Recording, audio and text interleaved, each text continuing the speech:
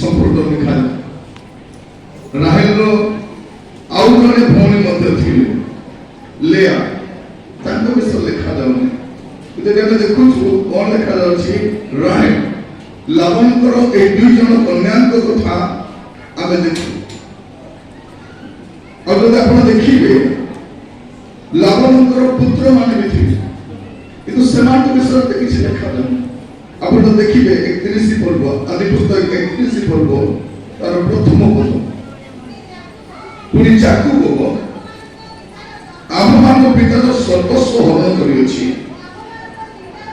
आम पितार धनुष को कहार एही समस्त ऐश्वर्य होइछि लाबन पुत्र मानकर एही कथा याकूब सुनि एटा देखुछु जे लाबनकर गोटे कन्या थिले लेया तांको कथा आगे आलोचना करूना लाबनकर पुत्र माने भी थिले तांको कथा आज आलोचना नहीं आज आलोच्य कौन अटे राहेल से अपना पिता रो मेसो फल घेनी उपस्थित हैला कारण से मेसो पालिका थिला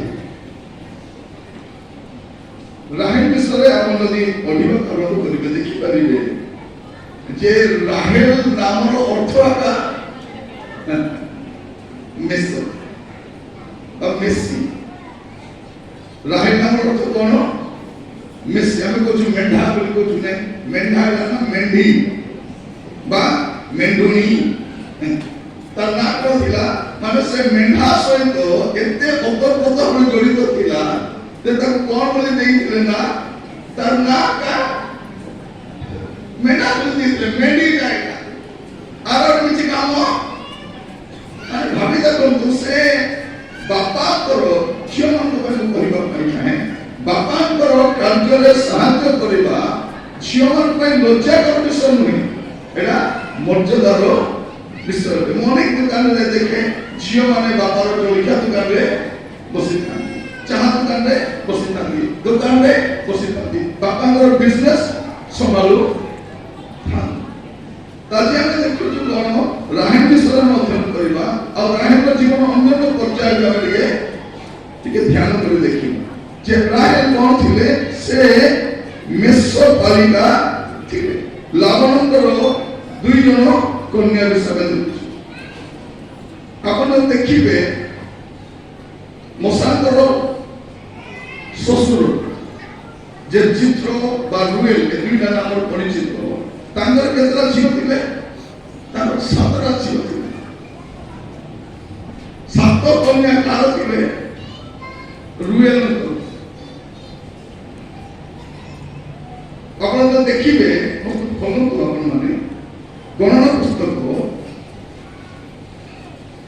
तारो 26 पर्व 33 पर्व गणना 26 33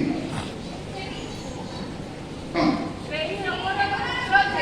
हां हां सल्फाद्रो हां पढ़ो से हां तार कोन थिला सल्फाद्रो पुत्र नथिला हां केवल कन्या थिला से सल्फाद्रो कन्या को नाम हां हां हां तिरसा तिरसा सबटारो सानो माने एई लोक देखिले पांच लोक काई कहउछि अनेक को जीव मान को नै आपण भावत नै जे मोर को नै आपण तो जीव मान को एमति तैयारी करंतु जे को मान को ठाकुर दर्शन कम हेबे एटा हम हमर सब प्रेम खाली को पाए हमर सब संपत्ति को पाए मां माने अंडा तो करके कौन करके तो तीनटा अंडा तो दुईटा को दे और जीव को कोटे बिरयानी वाले भलो पीस काट देबे को देबे से देखो अरे मेरा काट देबे जीव को पोस्ट करे इंग्लिश मीडियम स्कूल में पढ़ेबे जीव को ओडिया मीडियम ये तो कर घर को छिपला जीव जन्म आग्रह का माइंड पर ये करो ସେତେବେଳେ ଝିଅ ବାହାରି ଗଲା ଆସିଲେ ପୁଅମାନ କହିବେ ହେଲୋ ତୁ ତ ବାହାରି ଗଲୁ ସେଟା ତୋର ଏଠି କାହିଁକି ଆସୁଛୁ ମାନେ ପୈତୃକ ସମ୍ପତ୍ତିରେ ତାଙ୍କର କିଛି ଅଧିକାର ନାହିଁ ବୋଲିଲା ଭଳିଆ ଆସୁଛି ସେମିତି ଥିଲା ସେ ପ୍ରକାର ପରିସ୍ଥିତି ମଧ୍ୟ ରହିଥିଲା ଗୋଟେ ସମୟରେ ଯେତେବେଳେ ଏ ସଲଫାଜର କନ୍ୟା ମାନେ ଯେହେତୁ ତାଙ୍କର ପୁଅ ନାହିଁ ସଲଫାଜର ତ ପୈତୃକ ସମ୍ପତ୍ତି କିଏ ପାଇପାରିବ ନାହିଁ ଏମାନେ ପାଇପାରିବେ ନା ତ ଏ 5 ଜଣ ଝିଅ ଯାଇ କହିଲେ ଆମର ବାପାର ସମ୍ପତ୍ତି ଆମକୁ ଦିଅ ସେ କହିଲେ ନାହିଁ ସେମିତି ନିୟମ ନାହିଁ ବୋଲି ନିୟମ ନାହିଁ ହେଲେ ନିୟମ ବନା ବାଇବଲରେ ନିୟମ ବନାଟା କୁହାଗଲା ନାହିଁ ସେମାନେ ପୈତୃକ ସମ୍ପତ୍ତିର ଅଧିକାରୀ ଆଉ ଏ ସ୍ୱର କେଉଁଟା ଥିଲା ତିର୍ସା ଆପଣ ଦେଖିବେ ପରମଗୀତ ଯଦି ପଢିବେ ତାର 6 ପର୍ବ 4 ପର୍ବ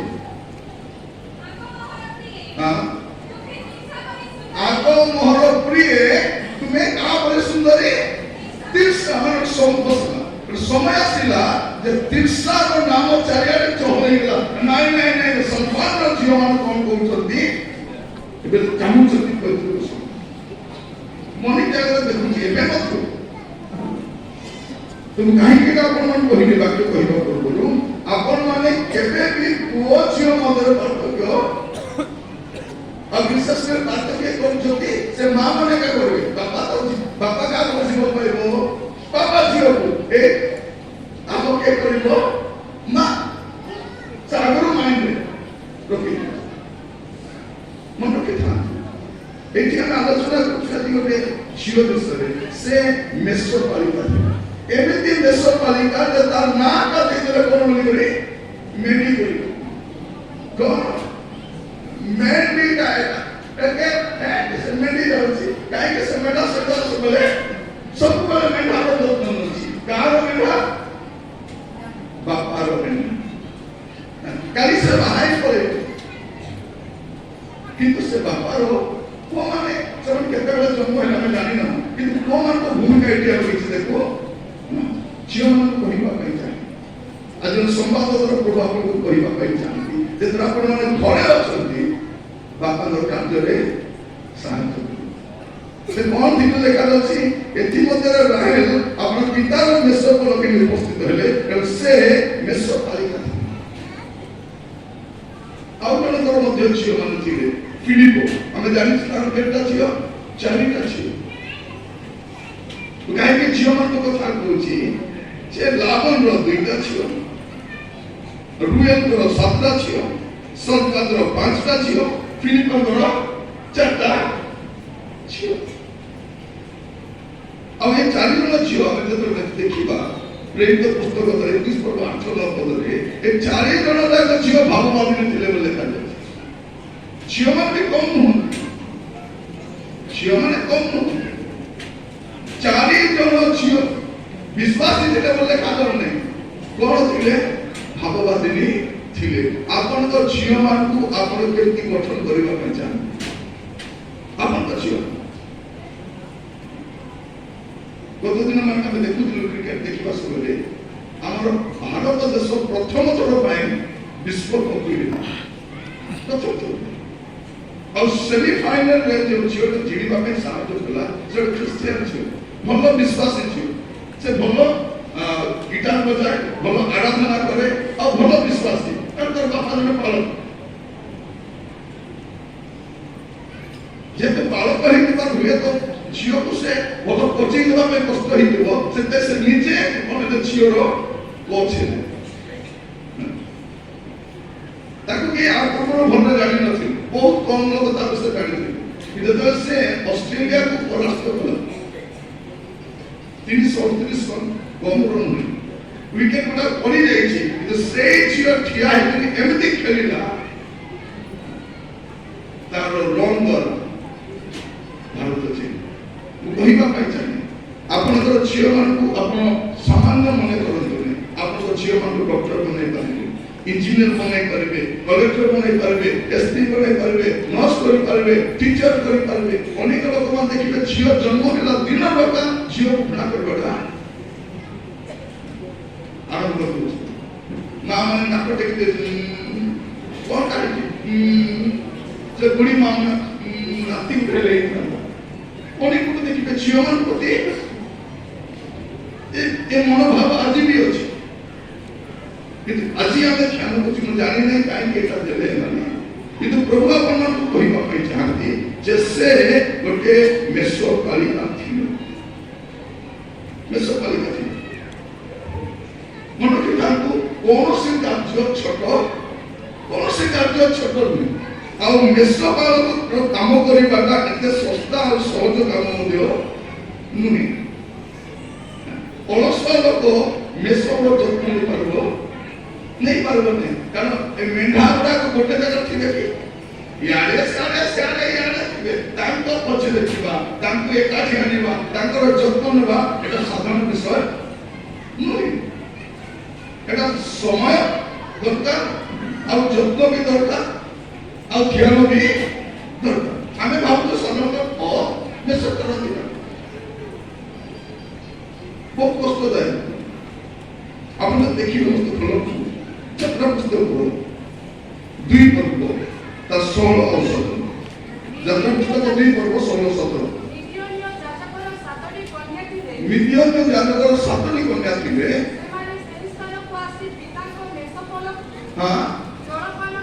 କଣ କରୁଥିଲେ? ଏ 7 ଜଣ କନ୍ୟା ମାନେ ବାପାଙ୍କର କଣ କରୁଥିଲେ? ମେଷର ଯତ୍ନ କେମିତି ତାଙ୍କୁ ଜଳପାନ କରାଇବାର ଅଛି। ଆଜିକାଲି କଣ ଏ ଯୋଉ ମେଷ ମାନଙ୍କୁ ନଉଛନ୍ତି, ଯାହାର ସେ ଯାଉଛନ୍ତି ପରେ ଆଣିକି ଜାଗାରେ, ସେମିତି ନଥିଲା। ତାର ଯତ୍ନ ନେବାର ପ୍ରକ୍ରିୟା ଅଲଗା। ଏମାନେ କଣ ଜଳପାନ କରାଇବା, କଣ କରିବେ? ଜଳ କାଢିକରି କୁଣ୍ଡରେ ପରିପୂର୍ଣ୍ଣ। କାହିଁକି? ଏମାନେ ବହିଥିବା ପାଣି ପିଇ ପାରିବେ, ଏମାନଙ୍କୁ ସ୍ଥିର ଜଳ ଦରକାର। ସେଥିପାଇଁ ଗୀତର କଣ ଲେଖିଛନ୍ତି? ସେ ସ୍ଥିର ଜଳ ପାଖେ ମତେ କଢାଇ, କାରଣ ସେମାନେ କଣ ନାକ ଲଗାଇକି ପିଇବେ, ପିଇଲା ବେଳକୁ ନାକ ଭିତରେ ପାଣି ମଧ୍ୟ ପଶି ଯାଇପାରେ। ତ କଣ ସେମାନେ ପାତ୍ରରେ ଜଳ କାଢିକି ରଖିବେ।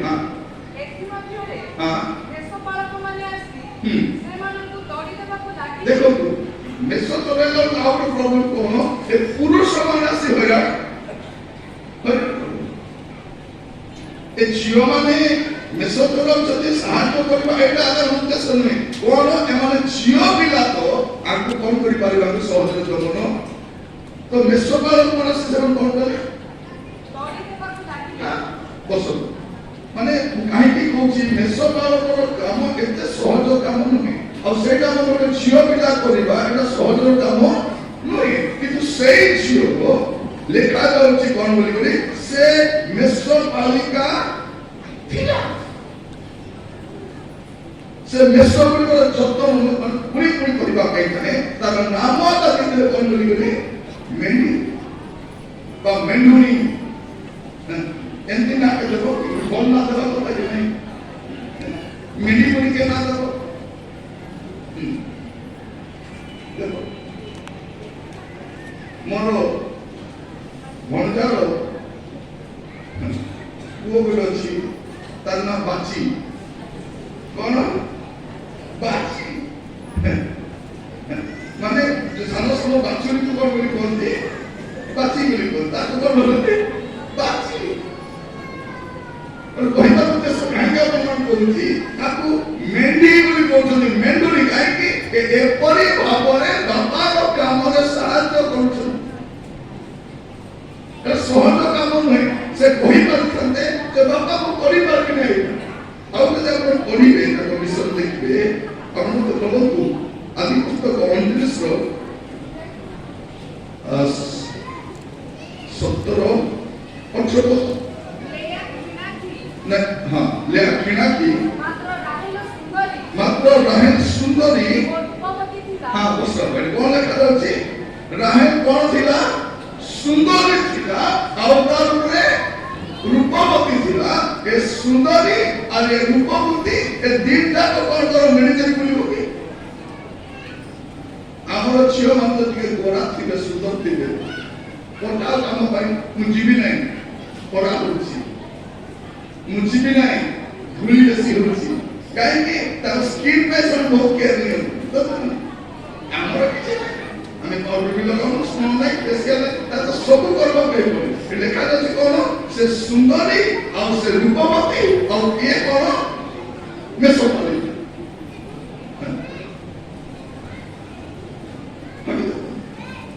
अरे सुंदरी और रूपवती से मेसोपालन करबा पे जीव से घर रहबा पे इच्छा करू तो से भाई को कोचे आज प्रत्येक क्षमा को भइबा पे ଆମେ ସବୁବେଳେ ବାହ୍ୟିକ ବ୍ୟୁଟିକୁ ଦେଖିଥାଉ କିନ୍ତୁ ଆଜି ଆମେ ରାହେଲର ଇନର ବ୍ୟୁଟିକୁ ଦେଖିବା ତ ସେ କେମିତି ଭାବରେ ସେ ବାପାର ମେଷଗୁଡ଼ିକର ଯତ୍ନ ନେଉଛି ମୋର ଝିଅମାନେ ମୋର ମାଆମାନେ ଆଜି ଆପଣମାନଙ୍କୁ କହିବା ପାଇଁ ଚାହେଁ ଝିଅମାନଙ୍କୁ ଏମିତି ଯତ୍ନ ନିଅନ୍ତୁ ଗୋଟେ ସମୟ ଆସିବ ସେମାନେ ପ୍ରଶଂସିତ ହେବା ଦରକାର আজি বাইবেলে আমি তাকে ধ্যান করছি আমি দেখো এতে বর্ষ পরে 50,000 বর্ষ পরে আজি আমার মহিলা সমিতির আত্মোৎসর্গ সভারে আলোচ্য প্রসঙ্গ কে রাহিল আপনাদের ঝিଅମାନ মধ্যে কোন দরকার দিন আসিবা দরকার সমাজরে সমালোচিত নহে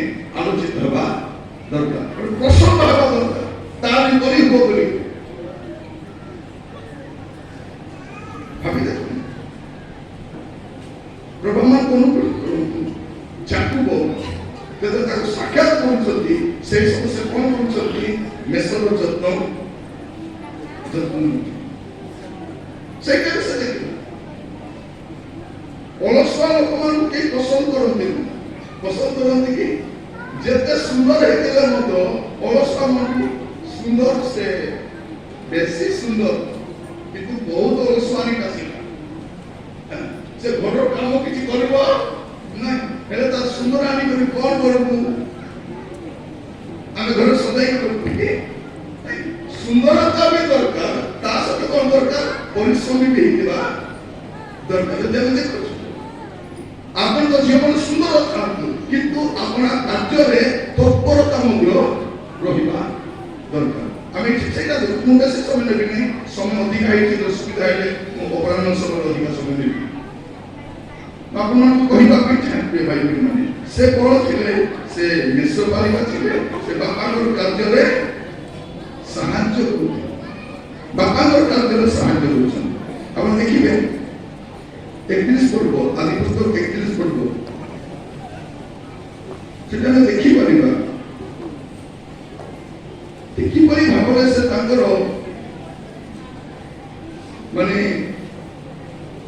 बापांकर कार्य साहस बदल पड़े तपति तुमମାନଙ୍କୁ ପିତା ମୋତେ ପ୍ରବଞ୍ଚନା କରି 10 ଥର ମୋର ବର୍ତ୍ତମାନ ପରିବର୍ତ୍ତନ କରିଅଛନ୍ତି ମାତ୍ର ପରମେଶ୍ୱର ତାଙ୍କୁ ମୋର କ୍ଷତି କରିବାକୁ ଦେଇନାହାନ୍ତି ବାପା ଚାଲଟା ବାପାର ବିଷୟ ଅଲଗା କିନ୍ତୁ ଆଜିର ଆଲୋଚନା କଣ ଆଜିର ଆଲୋଚନା ହେଉଛି ଝିଅ ପ୍ରଭାବ ଅନୁଗ୍ରହ କରନ୍ତୁ ଆଜି ଏଇ ଝିଅ ବିଷୟରେ ଆଲୋଚନା କରିବା ସମୟରେ ଆମମାନେ ଧ୍ୟାନ କରି ଦେଖିବା যে এমানে কোন ইয়ে কোন করছন্তি রূপবতী আর সুন্দরী তার সহিত মেষ বালিকা প্রভু আমার অনুগ্রহ করুন আজ বাক্য ধ্যান করিবা সময় কেবল সেতিকি নথিলা সে মেষ বালিকা কেমিতি থিলা সেটা আমি আজ টিকে ধ্যান করুଛୁ সে রূপবতী তো থিলা মেষ বালিকা থিলা রূপবতী থিলা সুন্দর भी থিলা আদি পুস্তক 30 লিখবে দিবে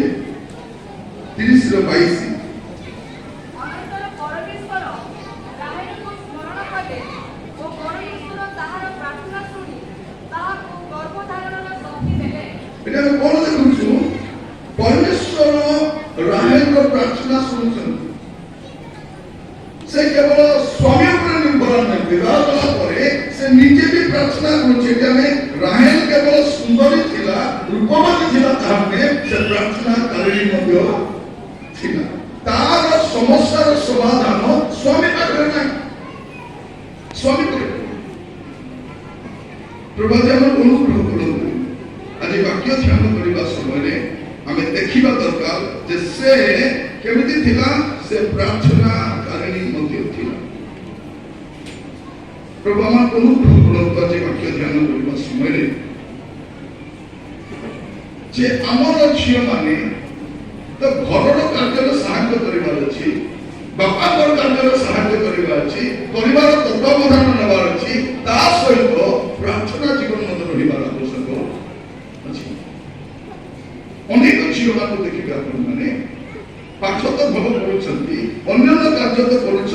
ପ୍ରାର୍ଥନା କରୁଛନ୍ତି କି? ପ୍ରାର୍ଥନା କରନ୍ତି। ମନେ ରଖିଥାନ୍ତୁ, ଯଦି ଆପଣଙ୍କ ଜୀବନରେ ପ୍ରାର୍ଥନା ଜୀବନ ନାହିଁ, ଆଜି ନହେଲେ କାଲି ଆପଣ ସମସ୍ୟାରେ ପଡ଼ିବେ। ଧୀରେ ଧୀରେ ଧୀରେ ଧୀରେ ଜଣା ପଡ଼ିବ ନାହିଁ, ପତନ ଗୋଟେ ଦିନ ଜଣା ପଡ଼ିବ ନାହିଁ, ସମସ୍ୟା ଗୋଟେ ଦିନରେ ବାହାରକୁ ଆସିବ ନାହିଁ। ଯଦି ପ୍ରାର୍ଥନା ଜୀବନ ନଥିବ, ଧୀରେ ଧୀରେ ଧୀରେ ଧୀରେ ଏଇଟା ଆମେ ଦେଖୁଛୁ।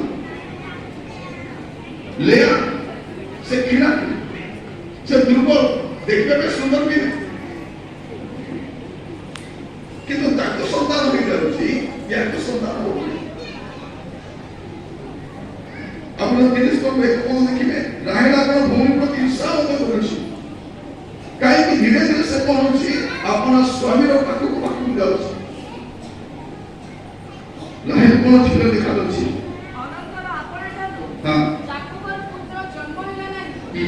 ଏହା ଦେଖି ରାହେଲ ଆପଣ ଭଗିନୀ ପ୍ରତି ଇର୍ଷା କରି ଯାକୋବକୁ କହିଲା, ମୋତେ ସନ୍ତାନ ଦିଅ, ନହେଲେ ମୁଁ ମରିବି। ମାନେ ଭାବି ଦେଖନ୍ତୁ, ମତେ ସେ ସନ୍ତାନ ଆଣିକି ଦେବ, ସେ ଖୁଡ଼ିର ସନ୍ତାନ ଆଣିକି ଦେବ। ସେଇଟା ସେ କଣ କରୁଛନ୍ତି, ଅନ୍ୟ ଉପାୟ ଅଛି କଣ ପ୍ରଭୁଙ୍କ ପାଖକୁ। ଆମେ ଦେଖୁଛୁ ହାନ୍ନାଙ୍କ କଥା ବି ଦେଖୁଛୁ, ସେଇ ଲୋକର ବି ଦୁଇଟା ସ୍ତ୍ରୀ, ଏ ଯାକୋବର ବି। ହେଲେ ବାଇବଲ କଣ ଦୁଇଟା ସ୍ତ୍ରୀ ରଖିବାକୁ ଅନୁମତି ଦଉଛି କି? ବାଇବଲ ଅନୁମତି ଦଉନି। ଦୁଇଟା ସ୍ୱାମୀ ନେଇକି ଦୁଇଟା ସ୍ତ୍ରୀ ମଧ୍ୟ ରାଜିଆକୁ ଅଧ୍ୟୟନ କଲା ଦେଖନ୍ତୁ, ବେଳେବେଳେ ମାଇଣ୍ଡ ଆସିପାରେ, ଆରେ ଯାକୋବର ତ ଦୁଇଟା ସ୍ତ୍ରୀ ଥିଲା, ଆମର ବି ସାଇଡ୍ କରି ଲାଗୁଛି ଗଲା ଭଳିଆ। ବାଇବଲ କଣ ସଂସ୍ଥାକୁ ଆରମ୍ଭରୁ କଣ କରିଛନ୍ତି, ଅନୁମୋଦନ କରିନା। ଆପଣ ଦେଖିବେ ଆଦି ପୁସ୍ତକ 2 ପର୍ବ ତାର 22 ପଦ, ଆଉ ସଦାପ୍ରଭୁ ପରମେଶ୍ୱର ଆଦମଙ୍କ ଠାରୁ ଯେଉଁ 15 ଖଣ୍ଡିକ ନେଲେ, କଣ ଲେଖା ଅଛି, ଏକ ସ୍ତ୍ରୀ, କେତେଟା ସ୍ତ୍ରୀ? एक लोग 3-4 15 नहीं देखा देखा था, 3-4 15 नहीं था, 3-4 आंसर था। आदम तो जा पूछा था उसमें बोला भाई करबो। अब जते बेले ओबाथियो भी हेले, सही समय में प्रभु कौन करछंती, कोना दिना में आउट बने गिरी से केमिति हेले से गोटे का स्थिति वाली एक स्त्री निर्माण। तब हम देखिए 24 पद में कौन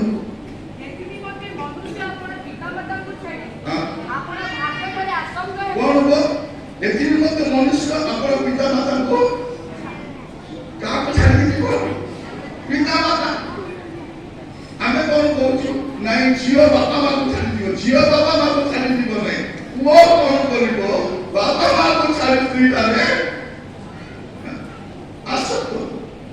अब अपन मन भल कर देखिथिबे, अपन तो पुओ माने बाहाई करी त स्त्री संगे प्रेम रखिबाटा देखि करी के सरकार को नाही के कोन आई माने तार निजर शाशु को भल लागु नाही जे तार पुओ भारी प्रेम रे अच्छा बाबू पैसा नहीं मते आगे देउथिला, मो पाके आसी बसुथिला, मते गाड़ी रे बसाई बुलुथिला, मते दुकान रे नउथिला। ए असला दिन रो गुड रो आइला, गुड रो आसी नै से तार फुटी विवाहित होई गला आसी जी तार प्रति एमान कुपित कोन काज तुम काकी मते कहूची अनेक को परिवार ए समस्याटा होची। आपन को पुओ बहु प्रेम अछि, आपन खुशी हेबा एबा नहीं खुशी होना कौन करछंती से पुआस ले कौन है कि बापू जी बाहर गला बेले वो काको काको कथा होची, सुन लो कि काको कथा तो को कथा होची। अरे चुगली करबा पे केते भी अशांति हो, बापू सब पैसा आनी के बहुत के मुने उड़ाई दबो काई तुरे दे से तर सब पैसा सुनती तो की बात ए कोन ले काई के कोची मोर कहर तो सेटा न एक स्त्री निर्माण कर देबा जेते मनुष्य अपना पिता माता को छाड़ी अपना भाज्या ठारे भाज्या मानव को ଠାରେ ବୋଲି ଲେଖା ହେଇଛି ଭାର୍ଯ୍ୟା ଠାରେ। ତେଣୁ ଆଜି ଆମେ ଅଧ୍ୟୟନ କରିବା ସମୟରେ ଆପଣ ଭାବନ୍ତୁ ନା ଗ୍ରେଣ୍ଡ ବୋଲିକିରି ଯାକୁବ ମତେ କୋଉ ପରିସ୍ଥିତିରେ ପଡିଲା ସେଟା ଆମେ ଜାଣିଛୁ। ସେ ଦେଖିଲେ କାହାକୁ? ରାୟକୁ ଦେଖିଲେ। ରାୟକୁ ଦେଖି ବାହାରି ଗଲା ବେଳକୁ ଇଏ କଣ କହୁଛନ୍ତି? ପ୍ଲାନ୍ ଠିକ ଅଛି ଆଣିକରି କାହାକୁ ବାହାର ଦେଲେ? ଲିଆକୁ ଆଣିଦେଲେ। ପରେ ସେ କଣ ଷ୍ଟୋରି କହୁଛନ୍ତି ଦେଖନ୍ତୁ। ଆପଣ ସେ ଆଦି ପୁସ୍ତକ 29 ପଢୁ ତାର 26 ପଢୁ। ତମେ ଲାଭନ କହିଲା ନା ଜ୍ୟେଷ୍ଠ ଥାଉ ଥାଉ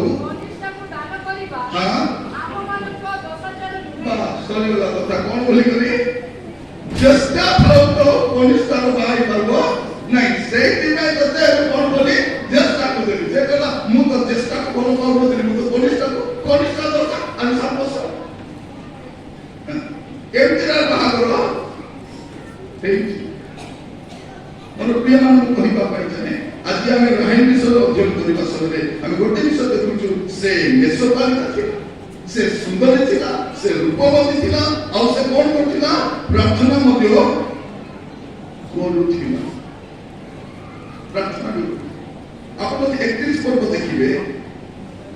31 ପର୍ବ ତାର 4 ପଦ। ହଁ ହଁ ହଁ ହଁ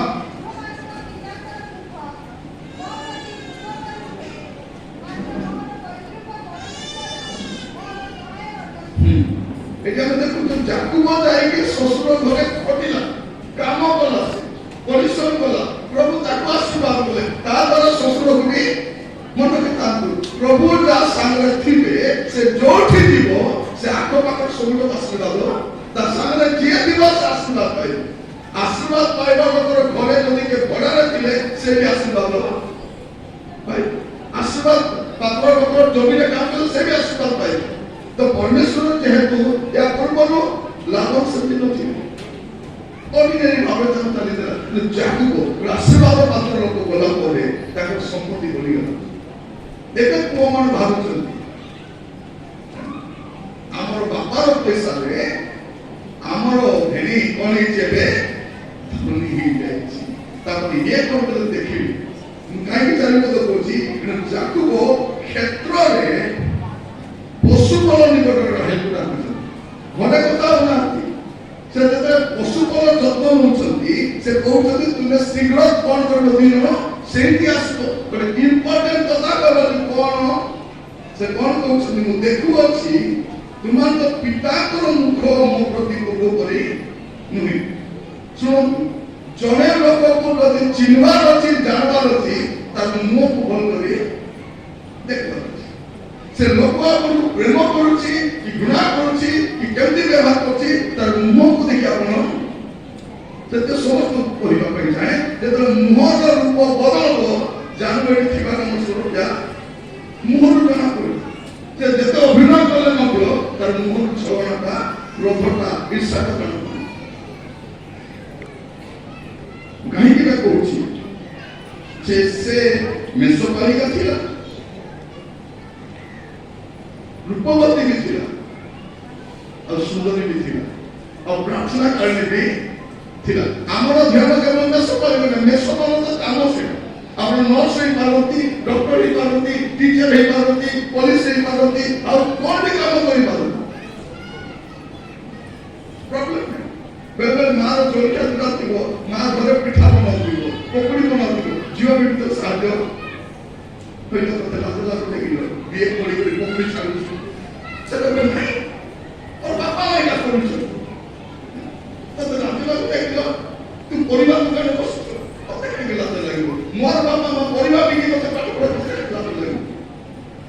ଆପଣ ଯଦି ମଣିପୁର ଆଡକୁ ଯିବେ, ମେଘାଳୟ, ଆସାମକୁ ଯିବେ, ଆପଣ ଦେଖିବେ ରାସ୍ତା କଡ଼ରେ ଝିଅମାନେ ଦୋକାନ ବସିଥିବେ। ମାଂସ ଦୋକାନ କିଏ ବସିଥିବ? ଚିକେନ ଦୋକାନ ହଉ କି ମୁସଲିମ ଦୋକାନ ହଉ କି ଆମରଟା ହଉ କି କାରଟା ହଉ, ରାସ୍ତା ସାଇଡରେ ବିକ୍ରି ବସିଥିବ। କାରଣ ରାସ୍ତା ସାଇଡ ଦୋକାନ ଥିବ, ସବୁ ଝୁଲାଇ ବସିଥିବ। ଖାଇବା ଖାଦ୍ୟ ଛେଳି भी खाइब पूरा भी खाइब कुछ भी खाइब सेटा भी खाइब खाद्य आमे जाय देखिलु झियो माने परिबा दुकान माछ दुकान रे मांस दुकान रे उस खाने नहीं केमती है और से झियो माने देखि एते सुंदर से झियो माने देखिबा ପାଇଁ तो सुंदर सुंदर झियो माने पिटा पे से गोरा गोरा और मेकअप पे चिकन दुकान रे चिकन ना तो परिबा पे कुछ କାହିଁକି କହିବା ପାଇଁ ଚାହେଁ ଯେ ଝିଅମାନେ ମନ ରଖିଥାନ୍ତୁ ଆପଣର ବାପା ମାର କାର୍ଯ୍ୟରୁ ସାହାଯ୍ୟ କରିବା ଲଜ୍ଜାକର ବିଷୟ ନୁହେଁ। ଆଜି ଆମେ ଯେ ରାହେଲ ମେଷପାଳିକା ଦିନ ଲଜ୍ଜାର ବିଷୟ ଆମେ ଆଲୋଚନା କରୁନ କେତେ ବଡ଼ ବିଷୟ ଯେ ବାପାକୁ ସାହାଯ୍ୟ ଆଜିର ସମୟରେ ଅନେକ ଝିଅମାନେ ଘରେ ଅଛନ୍ତି ବାପାକୁ ସାହାଯ୍ୟ କରିବେ କଥା ସାହାଯ୍ୟ କରିବେ କିନ୍ତୁ ଖର୍ଚ୍ଚ କରାଇବେ ସେମାନେ ଖର୍ଚ୍ଚ କରାଇବା ପୂର୍ବରୁ ସାହାଯ୍ୟ କରନ୍ତୁ ବାପା ମାଙ୍କୁ ସାହାଯ୍ୟ କରିବା ତ ପ୍ରଥମ ସମୟ ଦେଖୁଥିଲୁ ସେ ମେଷପାଳିକା ଥିଲେ ସେ ସୁନ୍ଦରୀ ଥିଲେ ସେ ରୂପବତୀ ଥିଲେ ସେ ପ୍ରାଚୀନକାରୀ ଥିଲେ ଆଉ ଏଇଠି ଆମେ ଦେଖୁଛୁ କଣ ଏଇ ଚାରି ପଦରେ ସେ ନିର୍ଭର ଯୋଗ୍ୟ ଥିଲେ କଣ ଥିଲେ ସେ ନିର୍ଭର ଯୋଗ୍ୟ ଥିଲେ ମାନେ ଯେତେବେଳେ ଘରେ ସମସ୍ୟା ଆସୁଛି ପାରିବାରିକ ଜୀବନ ସମସ୍ୟା ଆସୁଛି ସ୍ୱାମୀ କଣ କରୁଛନ୍ତି ଆପଣ ସ୍ତ୍ରୀକୁ ଜଣାଉଛନ୍ତି ଅନେକ ଲୋକଙ୍କୁ ଦେଖୁଛନ୍ତି ବାକି ଲୋକମାନେ କଣ କହିଥାନ୍ତେ ଧୀରେ ଧୀରେ ବାପାକୁ କହିଥାନ୍ତେ ଡାଡି ଏଠି ତୋର ଜୟ ନେଇକି ପ୍ଲାନ୍ କରୁଛି ଆଉ ଧରି ପଳେଇବ ଏଠୁ ପଳେଇବା ପାଇଁ କହୁଛି ସେ ନ କହୁଛି ସିଧା ରାସ୍ତା ଦେଇ ପଳେଇବା ଆମେ ସବୁ ସମ୍ପତ୍ତି ବେଳେ ଧରିକି କହିଥାନ୍ତେ ନା ନାଇଁ से कौन भूल मन रखिथांतु आपनार स्वामीर निर्भर योग्य हेबा दरकार से जहां कहबे ताकु उत्तर रखिबा शिखिबा दरकार आजिकल स्वामी जहां कहिथिबे नै कि सेटा सासु ससुर गोटे सुबुद्धि छै एटी जुआई बाबू ने कहथिले से को स्त्री को कहले से माने के सुनले से कहानी के जाई कहछंती ए गुणवती और रूपवती ये देखो कोई नहीं प्रत्येक कहवा पाई जाए घर रो आशीर्वाद घर तिष्ठि पारिब घर सुरक्षित रही पारिब गुप्त कथा को गुप्त रे रखिब गुप्त माने जाकुब केवल समय को प्रेम करूना जाकुब केवल राहेल को प्रेम करूना तार जीवन देखले एक निर्भर योग्यता ये कौन होती ये निर्भर योग्य प्रभु मान अनुग्रह करंतु आज ये वाक्य ध्यान करबा समय आमे एमान को जीवन रु अनेक विषय में जानि पारुछु कोन जे से कि प्रकार निर्भर योग्य मध्य रही थिले अब प्रभु जतले ताकर कोलरे राहेल कोलरे संतान दोछन मन के तांतु रे कोन लेखा अछि आपने पढिबे मो सहित आदि पुस्तक 29 पर्व 31 पद अनंत सदा प्रभु लेया को अपमानित देखी हां कौन लिखा अछि राहेल बंध्या अछि राहेल को संतान है पारिबो नै लेया को काहे संतान जे तो से अपमानित होछि तार अपमान को प्रभु देखले और ताको संतान देले किंतु यार ये कोन बंध्या दिले बंध्या और से बंध्या को कौन करछंती परमेश्वर परवर्ती समय संतान दोछंती और से दुईटा संतान कमे देखु कोन जोसेफ बिन्यामीन पुस्तक बोलो आदि पुस्तक 46 पर्व तारो 19 पर्व हां हां एना कोन काहे को अपन मन जानि से काहे के कहूची जे याकूबकर भार्या राहेल पुत्र जोसेफ और बिन्यामीन अब ये कौन करछंती जोसेफ को बेसी भल पाइबा कारण होछन काहे कि जेतु से राहेल को भल पाउछंती और राहेल को भल पाउथिबारु से जोसेफ को मत अधिक भल पाउछन अपन मस्त देखिबे अपन मस्त खोलो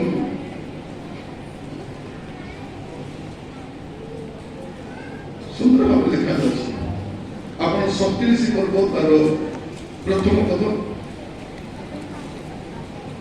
ସେହି ସମୟରେ ଯାକୋବ हाँ ଆପଣ ପିତାର ପ୍ରଭାବ ସ୍ଥାନ କିଣାନ ଦେଶରେ ବାସ କରୁଥିଲେ। ସେହି ସମୟରେ ଯାକୋବ ଆପଣ ପିତାର ପ୍ରବାସ ସ୍ଥାନ କିଣାନ ଦେଶରେ ବାସ କରୁଥିଲେ।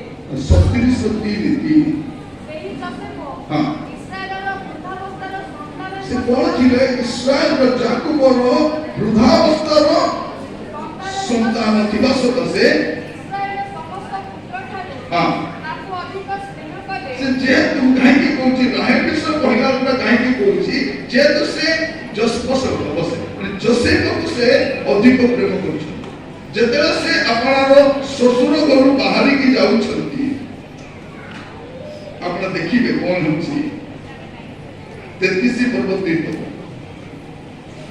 33 पर्व 2 ଆଗେ ଦୁଇ ଦାସୀ ଓ ସେମାନଙ୍କ ସନ୍ତାନ ଘରକୁ ତାହା ପଛେ ଲେୟା ଓ ତାହାର ସନ୍ତାନ ଘରକୁ ସର୍ବଶେଷରେ ରାହେଲ ଓ ଯୋସେଫଙ୍କୁ ରଖିଲା।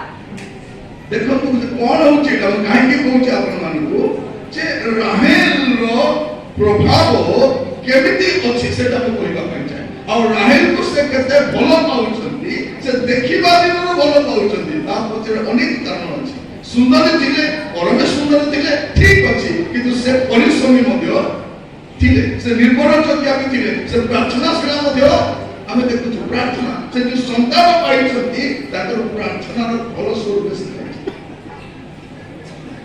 प्रार्थना आमे बेले बेले कोन करू जे आप संतान मिले नहीं आमे चेष्टा करू डॉक्टर ट्रीटमेंट न नहीं मन तो दिन को एटा खाइले हो तुमे सेई डॉक्टर को बोलबो तुमे विशाख नाम बोले हो तुमे फेलर बोले हो तुमे एक किछि कोले हो नहीं किए करिवे प्रभु एका करिवे अन्ना को जे संतान देइछथि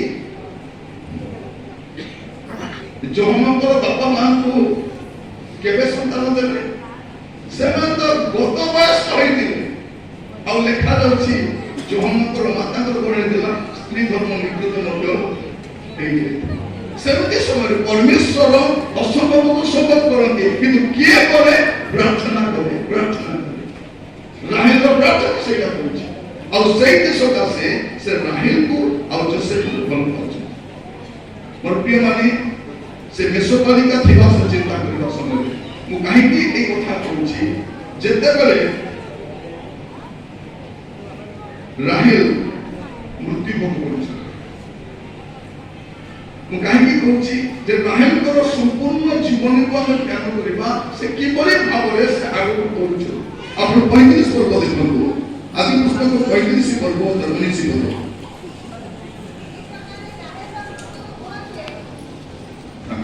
कौन लिखा जाउछि एही प्रकारे राहेलंकर मृत्यु होला बाकी तो कष्ट राहेलंकर मृत्यु होते हां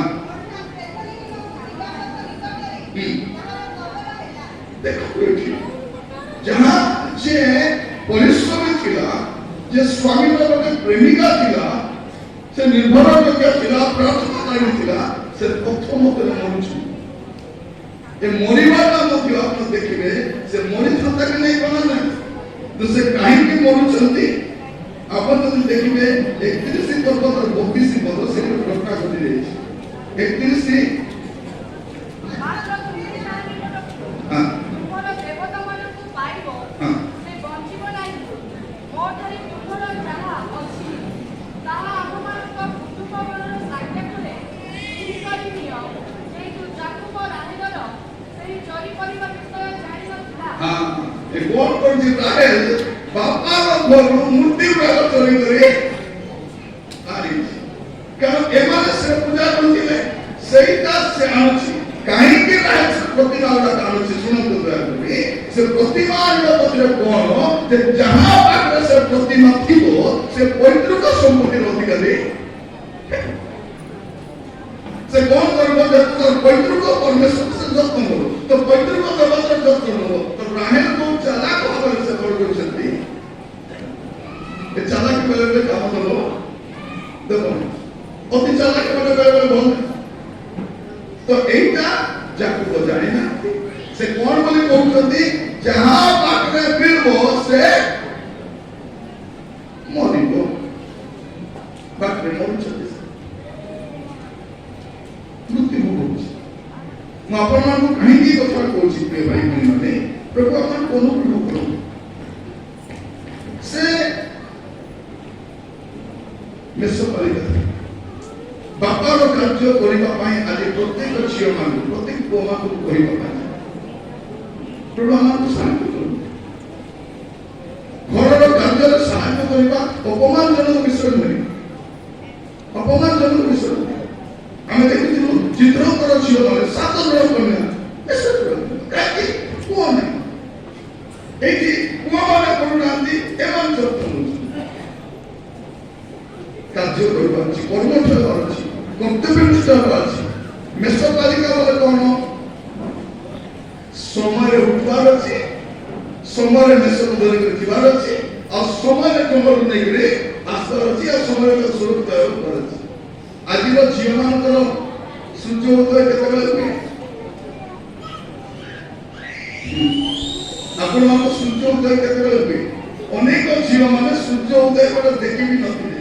ଲାଷ୍ଟ ଟାଇମ କେବେ ଦେଖିଥିଲ ସୂର୍ଯ୍ୟ ଉଦୟ? ମାନେ ସେମାନେ ତ ସବୁ କାମ ମା ମାନେ କରନ୍ତି, ସବୁ କାମ। ଏତେ ବି ଭଲ ନୁହେଁ, ଏତେ ବି ଭଲ ନୁହେଁ। ରାହେଲ ପରିଶ୍ରମୀ ଥିଲେ, ସମୟାନୁବର୍ତ୍ତିତା ଥିଲେ, ସମୟ ଅନୁସାରେ କାର୍ଯ୍ୟ କରୁଥିଲେ, ସମସ୍ତ ବିଷୟ ସୁଧାର ଅନୁସାରେ କରୁଥିଲେ। ଆଉ ସେ ଇସ୍ରାଏଲର ଯାକବଙ୍କର ପ୍ରିୟ ପାତ୍ରୀ।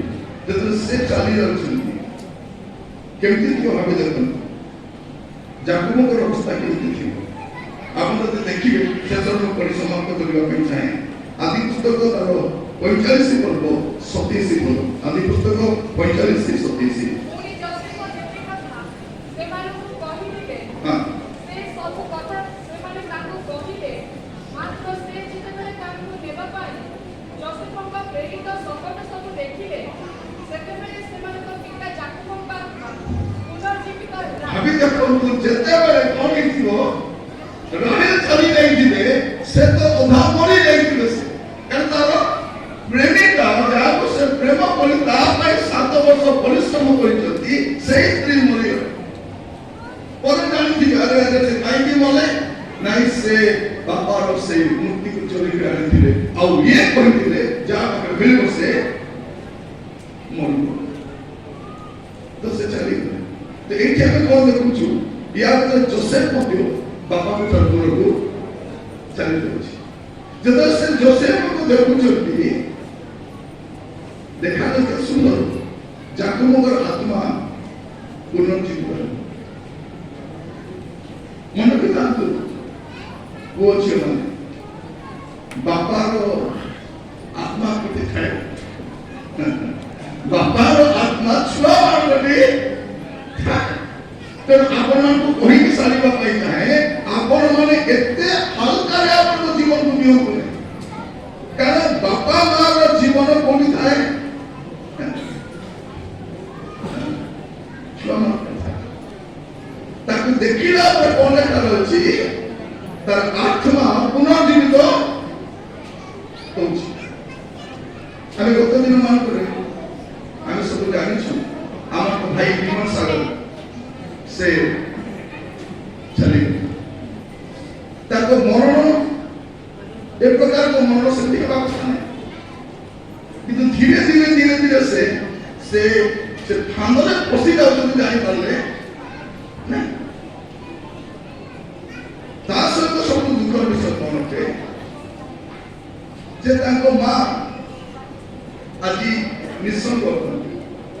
ଏଟା ପୂର୍ବରୁ ତାଙ୍କର ଭାଇଟା ଅଳ୍ପ ବୟସରେ ଚାଲି ଯାଇଥିଲା, ତାପରେ ତାଙ୍କ ବାପା ବି ଚାଲି ଯାଇଥିଲେ। ଏ ଗୋଟିଏ ବୋଲି ପୁଅଟା ଥିଲା, ଏବେ ଏ ପୁଅ ବି ଚାଲିଗଲା। ସେ ମାର ଅଭି କଣ ଥିବ? ସେ ମାର ଅଭି କଣ ଥିବ? ସେ ଏବେ ଜିଅନ୍ତା ଦାସ ବୋଲେ ଆଉ କିଛି। ଆଉ ଆପଣ ମାନେ କହିବା ପାଇଁ ଚାहे ଯିବା ମାନଙ୍କୁ କାହିଁକି ମୁଁ କହି ସାରିବା ପାଇଁ ଚାହେଁ ଯେ ଯାକୋବଙ୍କର ଆତ୍ମା ପୁନର୍ଜୀବିତ ହଉଛି। କାହାକୁ ଦେଖିକରି? ଯୋସେଫ ଜୀବିତ ଥିବାର ଦେଖି ଦେଖିବେ ଆପଣଙ୍କର ବାପା ମା ପରିବାର ଆତ୍ମା ବଞ୍ଚି କରି ଥିବ। ଆପଣ ସେମିତି କାମ କରନ୍ତୁ ନାହିଁ ଯୋଉ କାମ କରିବା ଦ୍ୱାରା ବାପା ମା ଜିଅନ୍ତା ଜିଅନ୍ତା ମରିଯିବେ। ପ୍ରତ୍ୟେକ ଛୁଆ ମା କହିବା ଏବେ ମଧ୍ୟ ଆମେ କୋଉଠି ନା କୋଉଠି ଆମ ହୃଦୟରେ ସେ କଷ୍ଟ ଅଛି। ସେ ଚାଲିଗଲା ପରେ ଅନେକଙ୍କ ଘରେ ନିଜ ଘର ଲୋକ ମଲା ଭଳିଆ ଛାତି ଫାଟି ଫାଟି କାନ୍ଦିଛନ୍ତି। ଅନେକ ଘରେ ରୋଷେଇ ହେଇନାହିଁ। ଏବେ ବି ଲୋକ ଝୁରୁଛନ୍ତି। ମୁଁ କାହିଁକି ଏଟା କହୁଛି? ଯୁବାମାନେ ନିଜ ଜୀବନର ଯତ୍ନ ନେବେ। କାରଣ ଜୀବନ ଆଉ ଯୌବନର ଉତ୍ତରାଂଶ କଣ ଅଟେ? ଅସାର। ଆଉ ସେ ଭାଇଙ୍କର ମୃତ୍ୟୁ କେତେବେଳେ ହେଲା? 34 years। ଏଟା ମରିବାର ବୟସ ନୁହେଁ। ଯୁବାମାନେ ଏଟା ମରିବାର ବୟସ ନୁହେଁ। ମୁଁ ତାକୁ ନା ଦେଇପାରିବି ମଧ୍ୟାହ୍ନରେ ସୂର୍ଯ୍ୟାସ୍ତ। କଣ ମଧ୍ୟାହ୍ନରେ ସୂର୍ଯ୍ୟାସ୍ତ? ଯଦି ଆହୁରି ବଞ୍ଚି ପାରିଥାନ୍ତେ, ଯଦି ଆହୁରି 30 ବର୍ଷ ବଞ୍ଚିଥାନ୍ତେ କଣ କରିପାରିଥାନ୍ତେ? କିନ୍ତୁ ତା ପଛରେ ଗୋଟେ କାରଣ ବି ଅଛି। ଅଭାବ ଯିବାର ବି କାରଣ ଅଛି, ସମସ୍ୟାର କାରଣ ବି ଅଛି, ସଂଗତିର କାରଣ ବି ଅଛି। ତ ଯୁବାମାନେ ମନ ପିତାନ୍ତି। ମୋର କହିବାର ଉଦ୍ଦେଶ୍ୟ ସେଇଟା ନୁହେଁ। ମୋର ଉଦ୍ଦେଶ୍ୟ ଅଟେ କଣ? ଯାକୁବଙ୍କର ଆତ୍ମା ପୁନର୍ଜୀବିତ ହଉଛି କେତେବେଳେ? ପୁତ୍ର। କୋଉ ପୁତ୍ର? ରାହେଲର ପୁତ୍ର। ରାହେଲ କିଏ? ଜଣେ ମେଷପାଳିକା। ରାହେଲ କିଏ? ଜଣେ ପ୍ରାର୍ଥନାକାରୀ। ରାହେଲ କିଏ? ଜଣେ ନିର୍ଭରଯୋଗ୍ୟ ସ୍ତ୍ରୀ। ଆଜି ପ୍ରତ୍ୟେକ ଭଉଣୀ ମାନଙ୍କୁ କହିବା ପାଇଁ ଚାହେଁ, ମା ମାନଙ୍କୁ କହିବା ପାଇଁ ଚାହେଁ, ଆପଣଙ୍କର ସ୍ୱାମୀ ପାଇଁ ଆଶୀର୍ବାଦ ଗ୍ରହଣ କରନ୍ତୁ। ଝିଅମାନେ ବାପା ମା ପାଇଁ ଆଶୀର୍ବାଦ ଗ୍ରହଣ କରନ୍ତୁ। ଆଉ ପୁଅମାନେ ବାପାଙ୍କ ପାଇଁ ଗୋଟେ ଆତ୍ମାର ପୁନର୍ଜୀବନ କରନ୍ତୁ। ଅନେକ ବାପା ମାନଙ୍କୁ ଆଜ୍ଞା ବଞ୍ଚିଛି ଆଜ୍ଞା କି ଲେଖା ବଞ୍ଚି କରି ମରଲା ସମାନ। ତେଣୁ ମୋର ପିଲାମାନେ ଏମିତି କାମ କରୁଛନ୍ତି ଯାହା ଦ୍ୱାରା ମୋର ସମାନ ହେଇପାରୁ। ଭାବି ଦେଖନ୍ତୁ ଆଜି ଆମର ଧ୍ୟାନର ବିଷୟ ଆଉ ବାଇବଲ ଯେତେବେଳେ ଲେଖା ଯାଉଛି ପରମେଶ୍ୱର ଆତ୍ମା ମଶାଙ୍କୁ ଏଇଟା କହୁଛନ୍ତି ଏଇଟା ତୁମେ ଲେଖ। ଆଗାମୀ ପିଢି ଜାଣିବା ଦରକାର ଯେ ପରିଶ୍ରମୀ ସେ ଆମେ ମଧ୍ୟାହ୍ନ ଭୋଜନ ଯେତେବେଳେ ବସିବା ଆମେ ଆର ଅବଶିଷ୍ଟ ବିଷୟରେ ଅଧ୍ୟୟନ କରିବା। ଆମେ ଚିନ୍ତା କରି ଦେଖିବା ଯେ ସେ ଜଣେ ମେଷ ପାଳିକା ଥିଲେ। ଆଉ ଏମିତି ମେଷର ଯତ୍ନ ନେଉଥିବେ ତାର ନାଁ କା ମେଷ ଦେଇଛି। ଆମେ ଦେଖନ୍ତୁ ସେ ମେଷ ସହିତ ଏମିତି ଅତପ୍ରତାର ଜଡ଼ିତ ଥିବେ ଯେ ତାର ନାମ ଯେହେତୁ ସେ ମେଣ୍ଢାର ଯତ୍ନ ନେଉଛି ତାର ନାଁ କଣ? ମେଣ୍ଢି। ଆପଣମାନେ ମଧ୍ୟ ବାପା ମାଙ୍କ ପାଇଁ ସେପରି ଆଶୀର୍ବାଦ କାମ କରନ୍ତୁ। ଚକ୍ଷୁ ବନ୍ଦ କରିବା, ପ୍ରାର୍ଥନା କରିବା ପାଇଁ ଯିବା। ପ୍ରଭୁ ଦାସ ପାଲକ ମହାଶୟ ସେମାନଙ୍କୁ ପ୍ରାର୍ଥନାରେ କହିବେ।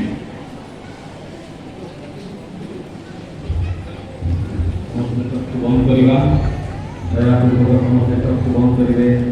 ପ୍ରାର୍ଥନା ମନୋଯୋଗ କରିବେ। ପ୍ରଭୁ ଏ ମଧ୍ୟାହ୍ନ ବେଳାରେ ଆମ ସମସ୍ତଙ୍କୁ କଥା କହିଆସିବେ। ନିଷ୍ପତ୍ତି ନିଅନ୍ତୁ ପ୍ରଭୁଙ୍କ ନାମରେ। ପ୍ରଭୁ ଏ ମଧ୍ୟାହ୍ନ ବେଳାରେ ମୋ ହୃଦୟରେ କଥା କହିଆସ। ହଁ ପ୍ରଭୁ ସବୁ ମନ ପ୍ରାଣ ଆତ୍ମା ଦେଉ। এইভাবে ভাবে প্রভুকে প্রার্থনা করନ୍ତୁ। প্রভুকে সমর্পিত হয়ে যাও। শুনନ୍ତୁ ପ୍ରାର୍ଥନା ମଧ୍ୟରେ ମୁଁ କହୁଛି ଦୟାକରି ସମସ୍ତେ ବସନ୍ତୁ। ହ୍ୟାଲୋ ଯିବା ଲୋକମାନେ ଦୟାକରି ବସନ୍ତୁ ସେଠି। ପ୍ରାର୍ଥନା ସମାପ୍ତ ହୋଇନାହିଁ। ଏ ଉଦାହରଣ ଯାଆନ୍ତୁ ନା ଦୟାପୂର୍ବକ ଦୟାକରି ବସନ୍ତୁ। ମୋତେ କ୍ଷମା କରିବେ ପ୍ରାର୍ଥନାର ମଝିରେ ମୁଁ କହୁଛି ବୋଲି। এটা স্বাভাবিক বিষয় নয়। প্রার্থনার মঝিরে উঠি যাওয়া এটা স্বাভাবিক বিষয় নয়। প্রার্থনা সমাপ্ত হওয়ার পরে যাআন্তু সেই সভার আসিলি ମୁଁ କହିବି ବୋଲି ଭାବିଲି କହିଲି ନାହିଁ। ଦୟାକରି ବସନ୍ତୁ। ଆମେ ଜାଣିନୁ ଆସନ୍ତା ରବିବାର ମୋତେ ଥିବ କି ନାହିଁ। ଆମେ ଜାଣିନୁ ଆସନ୍ତା ରବିବାର ଥିବ କି ନାହିଁ।